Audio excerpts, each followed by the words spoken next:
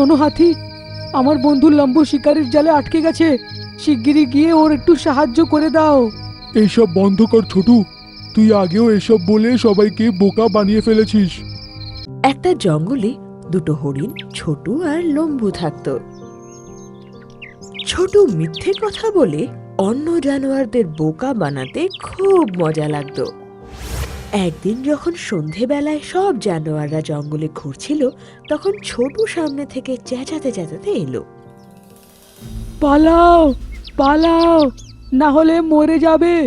ওর কথা শুনে সব জানোয়ারদের ওর ওপর নজর গেল, আর সবাই ওকে দেখতে লাগলো। ছোট লম্বুর কাছে এসে থেমে গেল, যেখানে হাতি, বাঁদর সব জানোয়ার উপস্থিত ছিল। কি হয়েছে ছোটু, তুই এত ভয় পেয়ে গেছিস কেন? বেশি কথা বলার সময় নেই। আমি একটা শিকারীকে হাতে বন্দুক ধরে এখানে আসতে দেখেছি। যদি তোমরা প্রাণ বাঁচাতে চাও তাহলে শিগগিরই এখান থেকে চলো। এইটা শুনে সব জানোয়াররা ভয় পেয়ে গেল, আর ওখান থেকে জঙ্গলের দিকে পালাতে লাগলো। কিছুক্ষণ পালানোর পর যখন সব জানোয়াররা হাঁপিয়ে গিয়ে থেমে গেল, তখন ছোটু জোরে জোরে হাসতে লাগলো।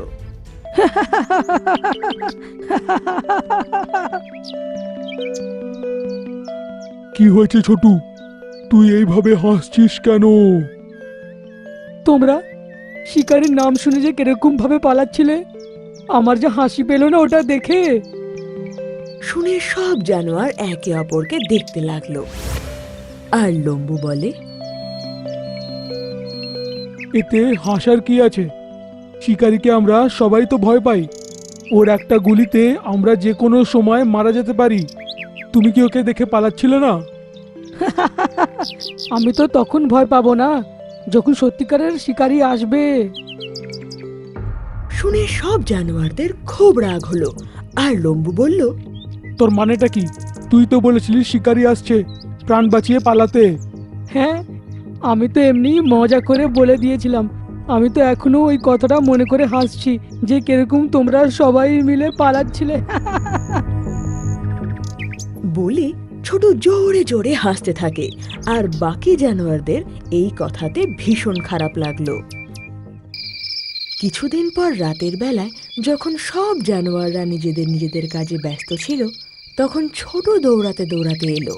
পালাও পালাও পালাও, শিকারী বন্দুক ধরে আমাদের দিকেই আসছে।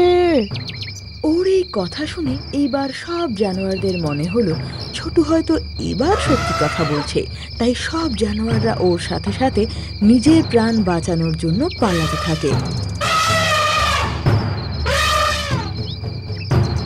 অনেকক্ষণ পর যখন সব জানোয়াররা দৌড়ে হাঁপিয়ে যায় আর নিঃশ্বাস নিতে থাকে, ছোটুকে হাসতে দেখে এবার সবাই আশ্চর্য হয়ে গেল। আর হাতি বলল, কি হয়েছে তোর? এইবার কোন ব্যাপার নিয়ে হাসছিস তুই?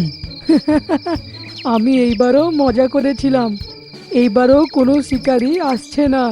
আমি তো তোমাদের সবাইকে বোকা বানাচ্ছিলাম। তোমার এই মিথ্যে কথা বলার অভ্যাসের কারণে একদিন কেউ তোমাকে বিশ্বাস করবে না। লম্বুর এরকম বলার পর সব জানোয়াররা নিজের নিজের রাস্তায় চলে গেল। পরের দিন ছোট জঙ্গলের সীমান্তে ঘুরছিল, তখন ও বুঝতে পারে একটা শিকারী কাঁধে জাল নিয়ে জঙ্গলের দিকেই আসছে। তখন ছোট দৌড়ে দৌড়ে জঙ্গলের বন্ধুদের কাছে এসে গেল। পালাও পালাও, জঙ্গলে শিকারী আসছে, নিজের প্রাণ বাঁচানোর আছে তো পালাও। শুনে এবার কারোরই ওর কথায় বিশ্বাস হয় না। আর হাতি বলে, তুমি এই কথা বলে আগেও আমাদের বোকা বানিয়ে ফেলেছো, এইবার তোমার চালাকি আমাদের সামনে চলবে না। কিন্তু এইবার আমি মিথ্যে কথা বলছি না, ওর কাছে জালও আছে। এটা শুনে সব জানোয়াররা নিজের নিজের কাজে চলে গেল। লম্বু তখনও দাঁড়িয়েছিল আর বলল, চলো একটু ঘুরে আসি। এমনিতেও তো তোর আজকে খারাপ লাগছে, কেউ তোর কথা শুনে আজকে পালাতে যায়নি। এরকম বলে লম্বু হাসতে থাকে আর দুজনে জঙ্গলে ঘুরতে থাকে। কিছুক্ষণ পর তারা এমন জায়গায় পৌঁছায় যেখানে চাঁদের আলো না হওয়ার কারণে অনেক অন্ধকার ছিল। আর ওখানে শিকারী নিজের জাল ছড়িয়ে রেখেছিল। লম্বুর পা ওখানে আটকে গেল আর ছাড়ানোর জন্য ছটপট করতে থাকলো। ছোট দেখলো যে লম্বু ওখানে আটকে গেছে, তাই ওকে ছাড়ানোর অনেক চেষ্টা করতে থাকলো। কিন্তু লম্বু ওই জালে পুরোপুরি ফেসে গিয়েছিল আর নড়াচড়া করতে পারছিল না। ছোটু, এই ফাঁদ থেকে আমাকে বের করা তোর পক্ষে সম্ভব নয়। শিগগিরই গিয়ে কাউকে সাহায্যের জন্য ডাক, না হলে শিকারী এসে আমাকে সাথে নিয়ে চলে যাবে। শুনে ছোট ভীষণ ভয় পেয়ে গেল আর বলল, তুই চিন্তা করিস না লম্বু, আমি শিগগিরই কাউকে ডেকে আনছি। বলে ছোট ওখান থেকে চলে গেল আর সাহায্য চাইবার জন্য এদিক ওদিক ঘুরতে থাকলো। কিছুক্ষণ পর ও হাতিকে দেখতে পেল। শোনো হাতি, আমার বন্ধু লম্বু শিকারীর জালে আটকে গেছে, শিগগিরই গিয়ে ওর একটু সাহায্য করে দাও। এইসব বন্ধ কর ছোটু, তুই আগেও এসব বলে সবাইকে বোকা বানিয়ে ফেলেছিস। কিন্তু আজ আমি মিথ্যে কথা বলছি না, আমার বিশ্বাস করো। আমি তোকে বিশ্বাস করি না, আমি এবার বোকা হব না। এরকম বলে হাতি ওখান থেকে চলে গেল আর ছোট দৌড়ে এগিয়ে গেল। কিছু দূর গাছের ওপর ও একটা বাঁদরকে বসে থাকতে দেখলো। বাদর ভাই, শিগগিরই আমার সাথে চলো, লম্বু শিকারীর ফাঁদে আটকে গেছে। যদি ওকে না বাঁচাই তাহলে শিকারী ওকে নিয়ে চলে যাবে। ছোট ভাই, এর আগেও তুই দুবার বোকা বানিয়ে দিয়েছিস আমাদের মিথ্যে কথা বলে। তোর চালাকি এখন আর চলবে না। কিন্তু আমার কথা তো শোনো। বাঁদর ওর কথা পুরো না শুনেই গাছের ওপর লাফাতে লাফাতে চলে গেল। এখন ছোটু নিজের ভুল বুঝতে পেরেছিল। ও নিজের মুখ শুকিয়ে একলা একলা লম্বুর কাছে ফিরে এলো। পৌঁছাতে পৌঁছাতে ওর দিন পেরিয়ে গেল। যখন ও পৌঁছালো, ওকে একলা দেখে লম্বু আশ্চর্য হয়ে গেল। কি হয়েছে ছোটু, তুই কি কাউকে পেলি না? আমি যাকে সাহায্যের জন্য বললাম, সবাই এটাই ভাবলো যে আমি ঠাট্টা করছি। যদি আমার মিথ্যে কথা বলে লোকেদের বোকা বানানোর অভ্যেসটা না হতো, তাহলে ওরা আমার কথা বিশ্বাস করতো।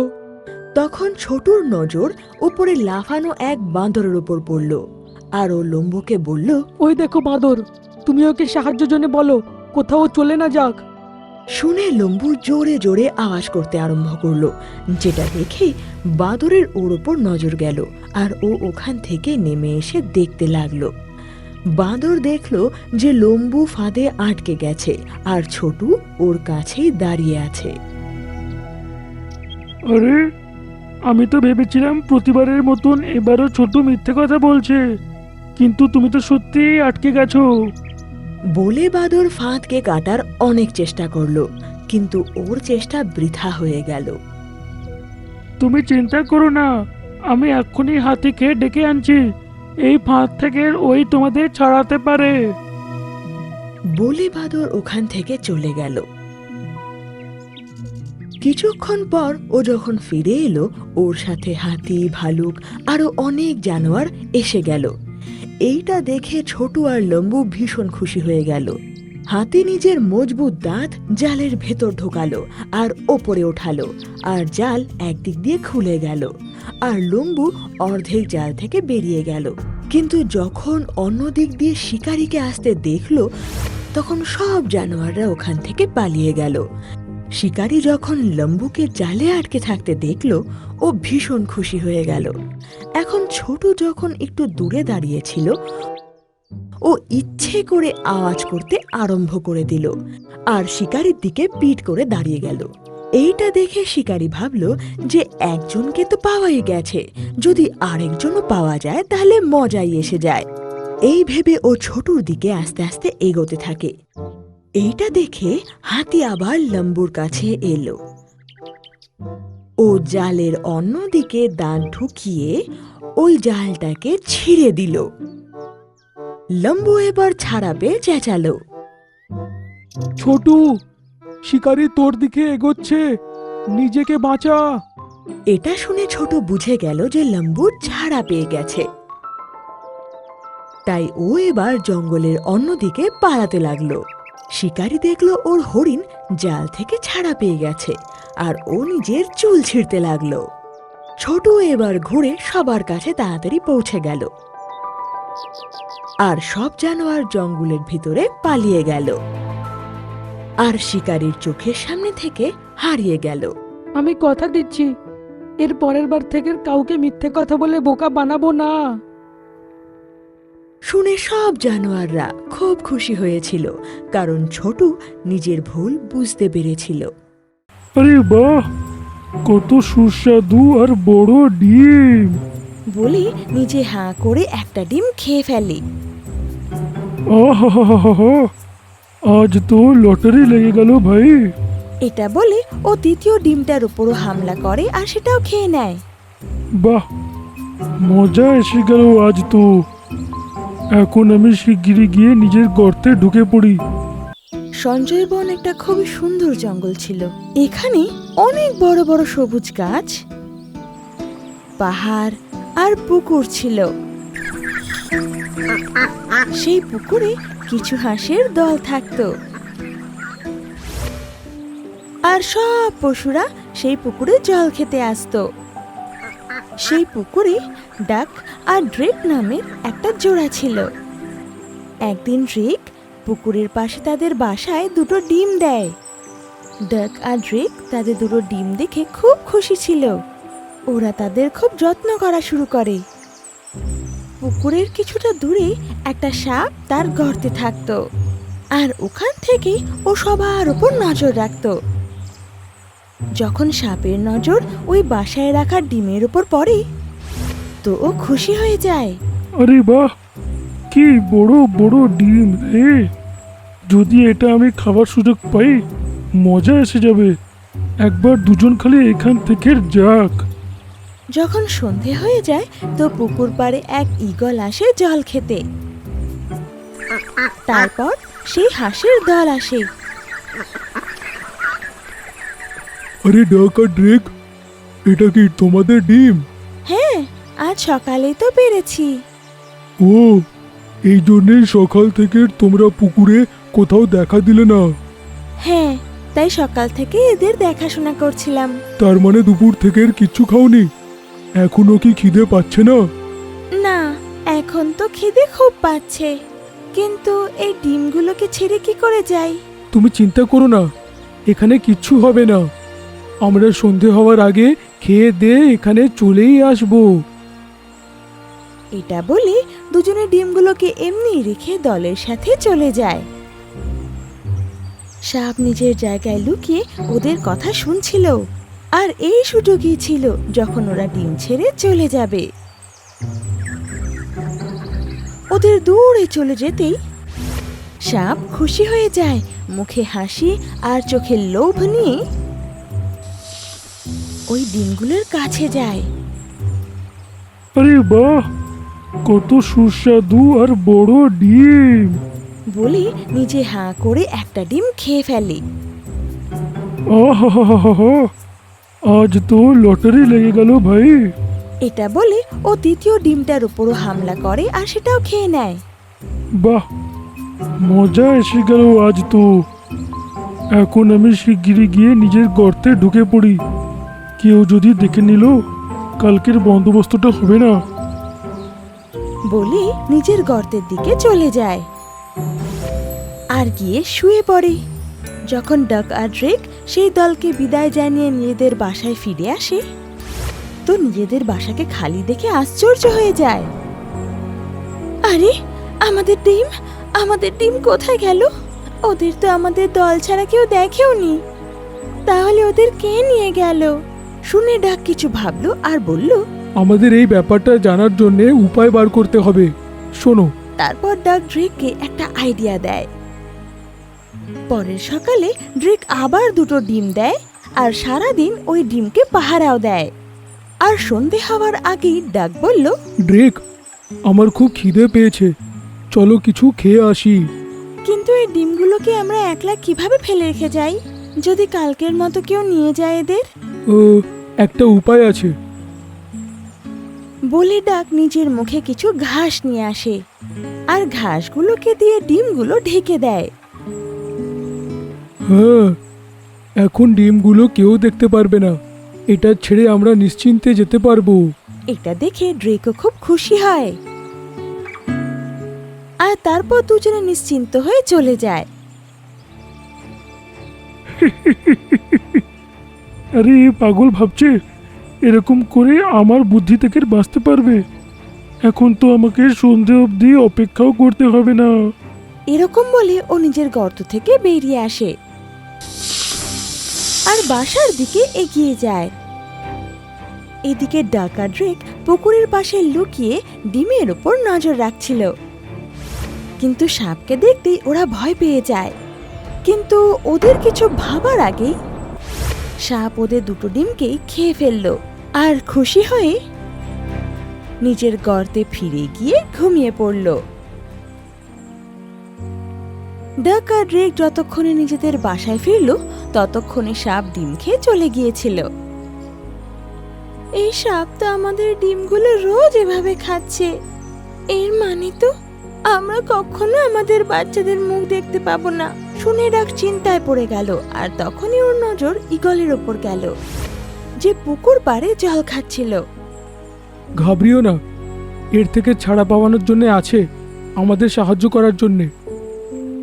ডাক ঈগলকে বলল, আর ঈগল, আমাদের আওয়াজ তুমি শুনতে পারো?